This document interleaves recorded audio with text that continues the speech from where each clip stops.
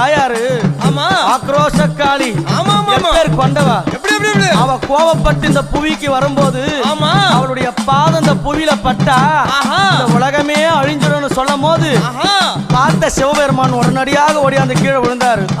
அவளுடைய திருமேனியான பாதம் சிவனுடைய மேல படணும். அவன் கோபம் தெளினு கீழே இருக்கிற கணவனும் தெரிஞ்சு கூட எங்க அம்மா அவ கட்டி நல்ல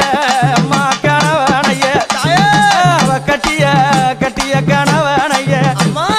அவ காலால காலால மேதித்தவளா அவ கட்டிய அம்மா கணவனைய அவ காலால அம்மா மேதித்தவளா அவ புலித்தோளாட காரியா அவ